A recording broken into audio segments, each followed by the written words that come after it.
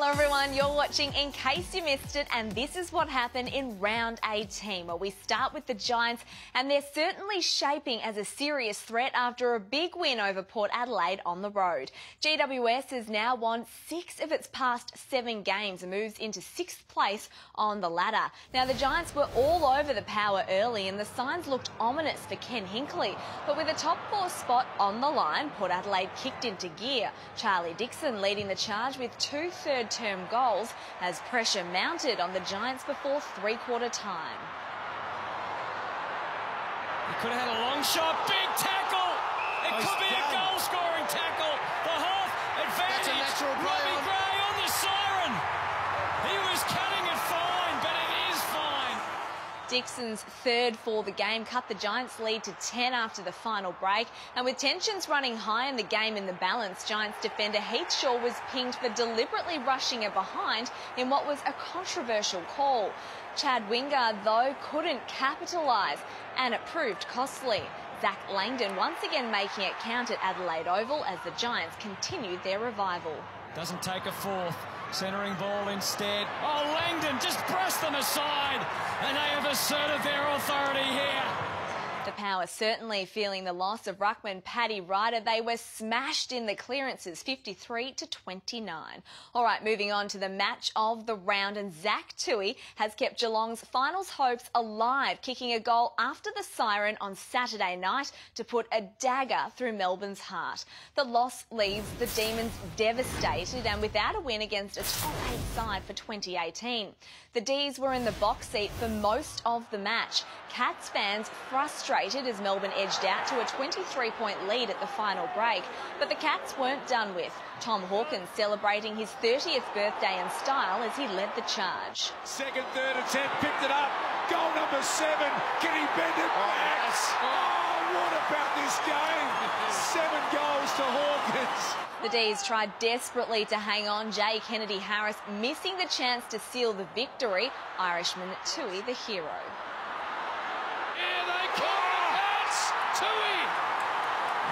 A stretch and catch for a kick after the siren. Here we go. To win Geelong the game after the siren. Zach Tuohy. Set shot. He's done it! The Cats have won it! I'm shaking, I'm not sure what to make of that.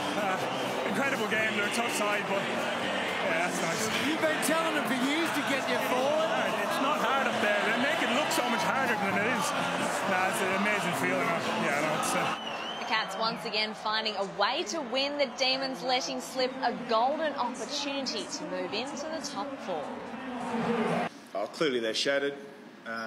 We came down here to win, and we didn't. So that's the reality of it. So clearly there's disappointment in the rooms.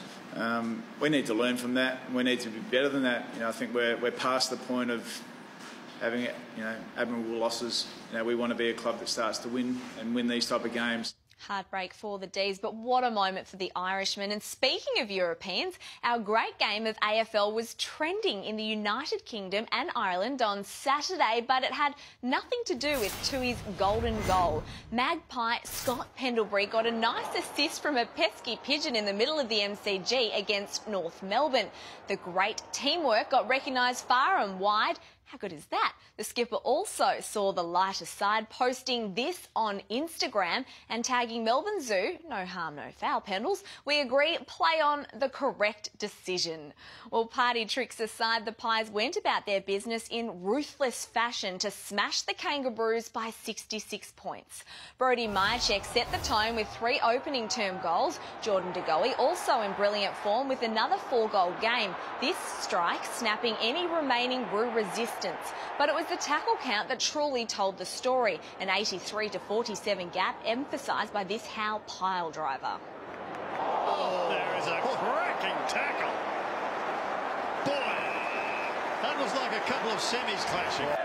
The convincing victory makes it 8 from the last 9 for Collingwood as they get ready to face Richmond in a monster blockbuster next Saturday.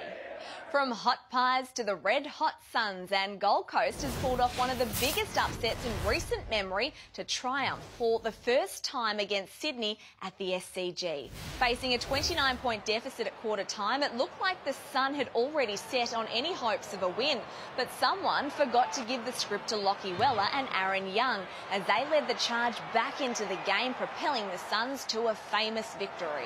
Cunningham goes backwards to Kennedy, who's under the pump, and Weller can pounce. May as well have another shot. He's already kicked one from here. Make it two, and that might be the sealer. Lachie Weller, what a performance. Co-captain Stephen May was a rock in defence, taking 10 intercept marks, while fellow defender Rory Thompson said it was the best win in the club's history, hands down.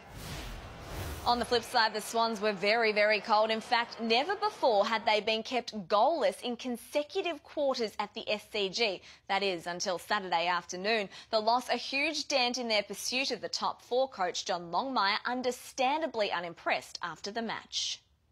This game's got an amazing ability to punch you on the nose when you think you're on top of your game at some point, and that's either during the course of a game or at any time as individuals or a team. And we copped a whack. Punch in the nose. Not bad there from Horse Longmire. On to the Hawks now, and their finals aspirations are still alive. Hawthorn recording a percentage-boosting win over Carlton to the tune of 72 points on Sunday. But the victory has come at a cost. Midfielder Daniel Howe likely to be suspended after punching Blue star Patrick Cripps in the jaw in the opening minute. Carlton failed to score in the first term, the first time that's happened since 1990. They finally got their first goal through Cade Simpson, but the Hawks rolled on, edging out a 47-point lead at half-time. A lift in work rate and a little sheer luck saw the Blues win the third term, but wasn't enough to stop the hungry Hawks. Tom Mitchell outstanding with 46 disposals and 2 goals as Hawthorn crept into the 8. He's a superstar. He is an absolute superstar, Tom Mitchell. There could be worse news too for the Blues, with fears Zach Fisher has fractured his leg, whilst Liam Jones also went down with a knee injury after colliding with teammate Cade Simpson. From the Hawks to the Eagles, and West Coast keeps the pressure on the Tigers at the top with a routine 54-point win against the Western Bulldogs at Optus Stadium. The usual suspects in Darling and Kennedy were front and centre. Andrew Gaff racking up 34 disposals, while Jamie Cripps bobbed up with 3 goals of his own. Unfortunately, the stretcher was the game's key moment after this sickening collision between Mitch Honeychurch and Shannon Hearn. Now, the incident is likely to be looked at by match review officer Michael Christian. Honeychurch has been sent to hospital for observation. Dogs midfielder Luke Dalhouse was also on ice early, limping off the ground with a left ankle injury. The Crows continue to fly as one towards a finals spot with an entertaining 5-point win over the Lions at the Gabba. In a seesawing battle, Adelaide's experience did just enough to outlast a stubborn Brisbane that's gathering admirers by the week. And it's no surprise the Lions providing exciting highlights thanks to Josh Skywalker and Cam Rayner. The Skywalker has the ball sent long into the forward pocket. Even better from Cam Rayner. Is there nothing the #1 draft pick can't do? Who wins the Mark of the Year nomination? Tough call for the judges, but ultimately it was the South Australians who took home the points to maintain a strong month of form with their only loss in the last 4 games at the hands of the Tigers. Now, the Josh Walker and Cam Rayner marks were very unlucky not to be this week's play of the round, but we had to give the honours to this man, Jack Stephen. The Saint must have been watching plenty of the World Cup, the midfielder channeling a little Harry Kane magic on Friday night. They've lost him, decided to punch it away. Jack Stephen, oh no! Oh no! Oh yes! Oh yes, indeed, Bruce, and that was about the only thing Saints fans had to cheer about, unfortunately, as the Tigers tore them apart to the tune of 54 points. Dion Prestia putting in a stunning performance with 3 goals and 26 disposals. Now, the crafty football isn't limited to on-field for the Premiers either. Coach Damien Hardwick cleverly balking around a hard-hitting question on highly sought-after Sun star Tom Lynch. Yeah, taking us out of it. I think most clubs are in a similar boat. You know, we've got I think at most stages this time of year, most clubs. Jesus. 10 to 12 guys out of contract, so I'm going. Okay. Thanks, Scott. Cheers. That's quite an exit. Hope you feel better, Dimmer. The speculation surrounding Richmond's interest in Lynch should only grow in the days and weeks ahead after he was reported to have had dinner with senior players at Tigerland. From one gun forward now to another, and it was a Razio mania for Essendon as Fantasia kicked 5 goals in his first game back from injury, keeping the Bombers' top 8 hopes alive with a 29-point win over Fremantle. The Bombers lost Sean McKernan to a potentially serious hamstring injury, and despite having 34 scoring shots to 15, they didn't enjoy a buffer of more than 3 goals until the final term. Efficiency not an issue for star forward Fantasia though. David Myers on display with the sealer. Myers against all the odds, the left footer from the corner. Oh, he's got there! The front of Myers to kick that! He surprised himself there, I think. Fremantle coach Ross Lyon, though, wasn't too happy after the game, with questions surrounding selection and the future of a couple of veterans. Yeah, well, you can shake your head, but I wouldn't have thought I'm here to conduct match committee. And I think it's the same question asked differently, without being too difficult. It's just, you really want me to discuss someone's future?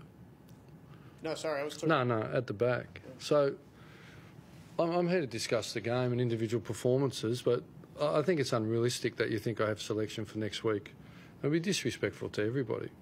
Classic Ross there to the ladder now, and the Tigers are still on top. The Eagles behind them on percentage. The Pies and Swans make up the top 4. The Demons dropping down to 7th, and the Hawks, well, they've snuck inside the top 8, while the Cats, well, they've now dropped out despite their win. Gosh, this season is quite incredible.